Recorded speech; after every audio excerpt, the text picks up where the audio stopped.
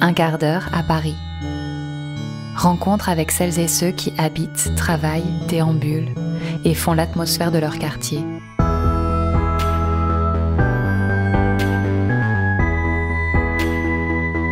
Épisode 2. Vaugirard. Boulevard Pasteur, on longe la ligne de métro aérien qui joue à cache-cache avec une rangée d'arbres. Ce samedi matin, l'animation gagne déjà la rue du 15e. Des joggeurs, des flâneurs, des gens pressés. Un attroupement adolescent encombre le trottoir d'un coup. On est devant le lycée Buffon et il est midi. L'heure de la sortie des cours pour les lycéens et aussi l'heure libératoire du début du week-end.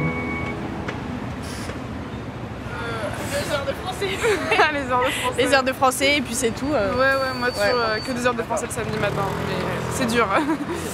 Non mais je pense que Sébastien c'est lui qui a le plus de chance parce que... Ouais, moi j'ai cours à 10h30 mais c'est 2 heures de philo. Ouais. Moi j'ai 2 heures d'histoire donc... Non, en plus elle m'a pas fait sympa donc 2 heures ça passe vite. Et après bon, on sort et surtout, généralement ce qu'on fait c'est qu'une fois qu'on sort, moi je fais du 9h30, 11h30. Et à 11h30 on se met devant le lycée et on attend souvent 1 heure parce que à 12h30 c'est l'heure où tout le monde sort et on se rejoint tous. Donc c'est pour ça. On va pouvoir voir tout le monde et après on va décider de ce qu'on fait dans l'après-midi. Voilà, un gros groupe. Peut-être aller au Champ de Mars, faire un basket ou quoi. Déjà manger, parce qu'il est midi et là on commence à avoir faim. Il y a le grec à droite, le Subway à gauche, le café Pasteur. Aussi, il y a un burger. Ouais, si on pousse un peu plus vers Montparnasse, on va trouver aussi d'autres. Si on va encore vers Montparnasse, il y a plein de terrasses. On n'a pas de problème, ça pour manger. Ça va. C'est un problème parce qu'on doit choisir. Donc après là on va se diriger vers cet endroit pour manger et après on va aviser du reste de l'après-midi tous ensemble. Là du coup rue de Vaugirard, depuis cette année ils ont installé cette piste cyclable. Je crois qu'elle fait toute la rue de Vaugirard. Dès qu'on peut prendre un Vélib ou une trottinette électrique, une Lime, quoi que ce soit, c'est vraiment hyper pratique. Parce qu'en plus, c'est la plus longue rue de Paris, je crois, la rue de Vaugirard. On peut traverser tout le 15e hyper rapidement sans avoir à s'inquiéter des voitures ou quoi que ce soit.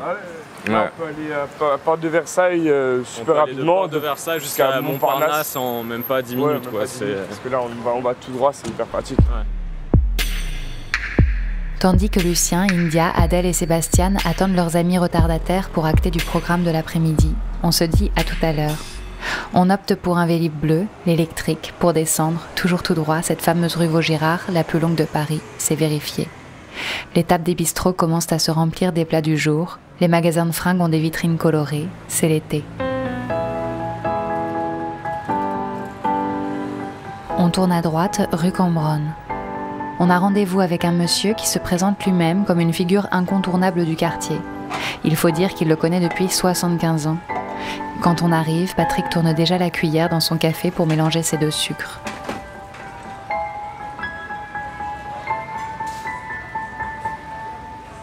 J'habite dans le quartier depuis que je suis né, c'est-à-dire 74 ans. Peut-être bientôt 75 si tout va bien jusqu'au mois de novembre prochain. Je connais un peu bien mon quartier. En fait, je le redécouvre depuis que j'ai cessé de travailler parce que quand vous bossez, vous partez le matin, vous rentrez le soir et puis vous voyez rien, quoi, comme plein de gens.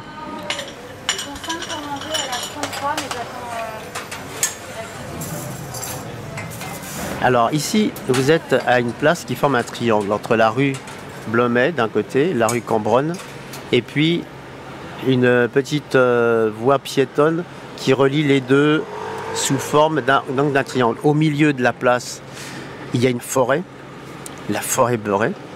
En son centre, il y a la colonne Maurice, une fontaine qui a été restaurée il y a peu de temps. Et puis 2-3 bancs qui permettent aux gens de se retrouver, discuter, etc. Autour de cette place, il y a tous les commerçants. Il y a une boucherie, il y a une charcuterie, il y a la droguerie, le coiffeur, la librairie, la Biocop, un autre café. Il y a celui sur lequel nous sommes installés, le Beurré. À côté, il y a la pharmacie. En fait, il y a tout. Il y a tout ici, sur la Peste, il y a tout. Je suis né à la maternité Port-Royal, dans le 14e arrondissement, vous vous rendez compte? Mais d'un coup de landau, ma mère est arrivée dans le 15e, rue Copro. Et je n'ai plus bougé d'ici. Alors j'aimais pas trop mon quartier en fait quand j'étais môme. En fait quand vous êtes gamin, le quartier vous savez pas trop ce que ça veut dire. Les ados ils ont leur monde à eux, les petits ils ont leur monde à eux. Les petits c'est le square et les ados c'est des endroits pour faire des conneries, discuter. Moi je me souviens quand j'étais gamin on avait envie de se retrouver quelque part en sortant de l'école, il n'y avait rien quoi. Alors si à l'époque on pouvait rentrer dans les cafés, jouer au baby-foot ou au ping-pong. Donc il y avait 2 cafés là, dans ma rue. Ah oui le prétexte pour sortir le soir. Oui maman je descends la poubelle, oui c'est ça, puis tu reviens tout de suite. Bon, alors tous les mômes de la rue on descendait les poubelles, on était gentils hein. Et on jacassait, on racontait des trucs. Et des fois à 11h on était encore en train de... 10h. Alors on se ramassait des seaux d'eau parce qu'on entendait des parents ou des gens. Ça suffit les mômes, rentrez vous coucher, puis v'lan un seau d'eau.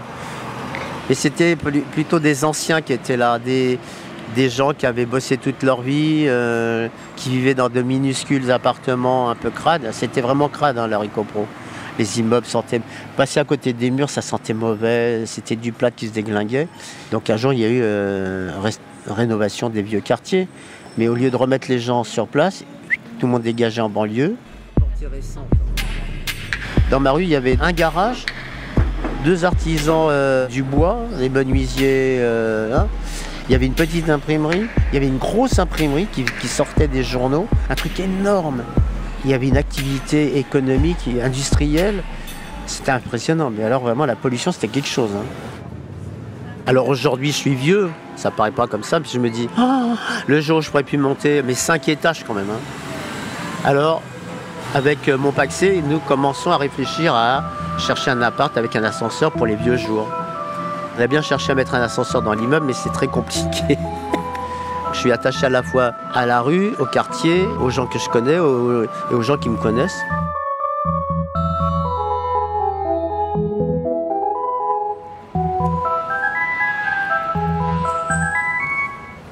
Sébastien a envoyé un texto. Ils vont au parc André Citroën.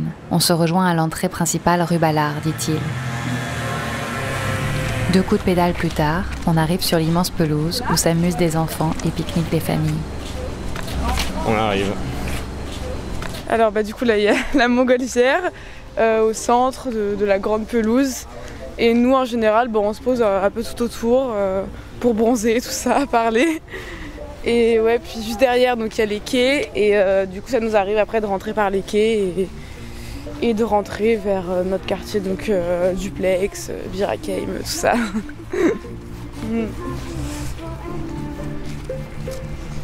Puis ouais, l'été il y a des jets d'eau qui sont juste derrière la montgolfière. Et quand on était petit, souvent on allait parce que tout le monde était en maillot de bain pour se rafraîchir, tout ça. Il y avait souvent des batailles d'eau, voilà. On va là où il y a les jets d'eau vers la pelouse là-bas. Ouais. Ok.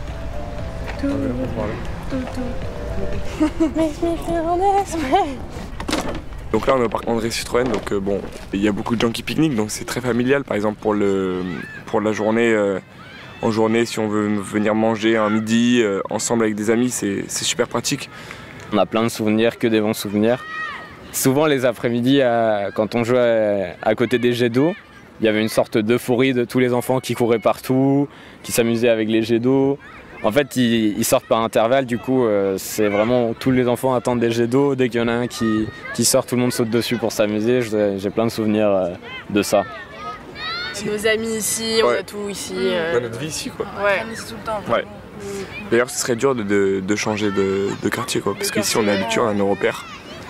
Ouais, moi je me verrais pas habiter dans un autre quartier du tout. Moi non plus, Ouais. vraiment, c'est là qu'on passe On a tout notre nos temps, habitudes, ouais, enfin tout. On a accès à des jardins, des stades, on a des endroits où il y a des ambiances le soir pour sortir. Enfin, c'est très polyvalent, donc le 15e c'est pratique, quoi. L'année prochaine, dans le supérieur, ça va vraiment nous faire bizarre parce qu'il y a pas mal de gens qui vont, par exemple, aller à Nanterre en droit ou aller Paris Nord ou à la Sorbonne. Ça va vraiment être à notre quartier, le 5e. Moi, je vais plutôt faire des classes préparatoires orientées vers les maths. Sûrement le lycée Michelet, mais alors c'est à Vanves, c'est donc dans le 92. Ça pourrait être aussi dans le 16e, à Janson de Sailly. Là, on est encore dans la phase de sélection de Parcoursup. Au pire, je serai à 25 minutes de métro de mon prochain lycée, quoi. J'ai pas besoin de changer, c'est ça qui est bien à Paris. Paris, on est à côté, on n'a pas besoin de changer d'habitation.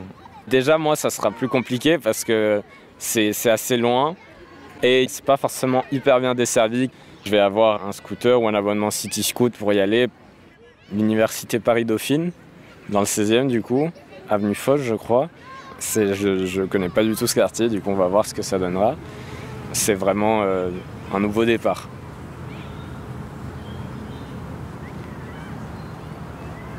De l'autre côté des haies, une autre partie du jardin se décompose en petites enclaves de verdure fleuries et ombragées par des plantes grimpantes. Ici, une personne âgée a fait quelques exercices sur des installations sportives. Là, une dame s'est endormie sur un transat de bois la bouche ouverte. Et un peu plus loin, c'est une chasse aux papillons improvisée. Et voilà, et voilà. Et voilà. Voilà, et voilà. Et voilà. Et voilà. Et voilà. Dans un massif, Agnès et Raphaël allègent le pied d'une plante bleue. Regarde Agnès, regarde des feuilles de Cinaria cassées. Tu peux peut-être tenir les feuilles si tu veux. Ah ouais. Ça sera plus facile. Attends. Alors. Tiens, ici. Ah, il y en a une un peu jaune là. Tiens, vas-y, celle-là. Ils sont tous les deux jardiniers paysagistes au parc André Citroën. Attends, je l'attrape. Souvent, c'est les enfants qui les cassent quand ils... Celui-ci, c'est un peu le préféré des gens. Déjà parce qu'il y a une quantité de fleurs bleues. Il est très fleuri. Et aussi parce qu'il correspond au mix border à l'anglaise. C'est-à-dire d'utiliser le jardin un peu comme un tableau. De jouer sur les coloris, sur les pores des plantes, des pores souples, des pores rigides, des choses compactes et qu'au contraire plus légères. Ça doit être du flou dans du structuré.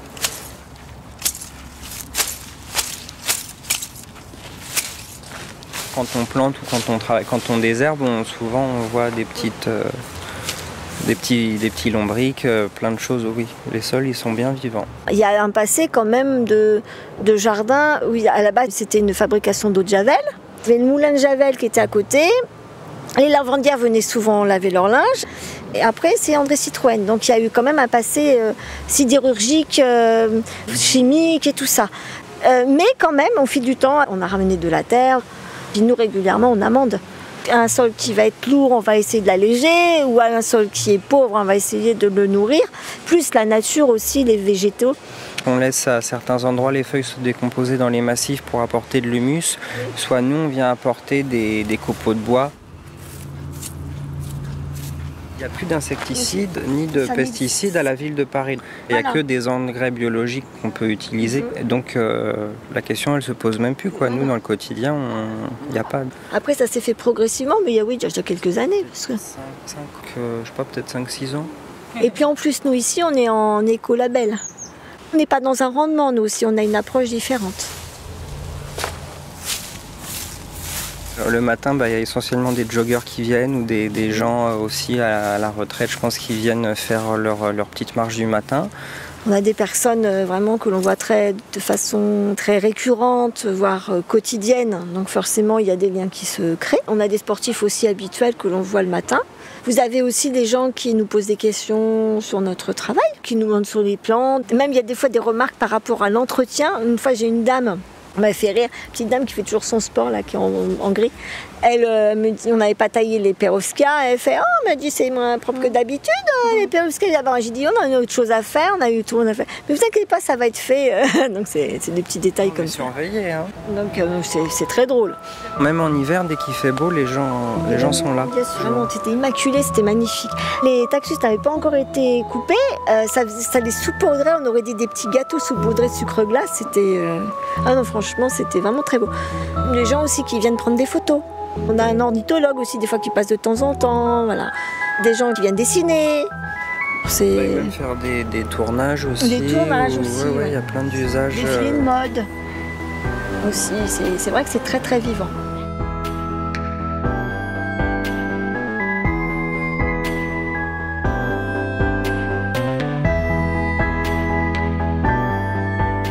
Un quart d'heure à Paris, un podcast La Ville de Paris.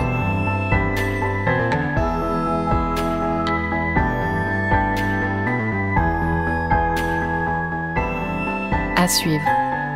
Quartier Place des Fêtes.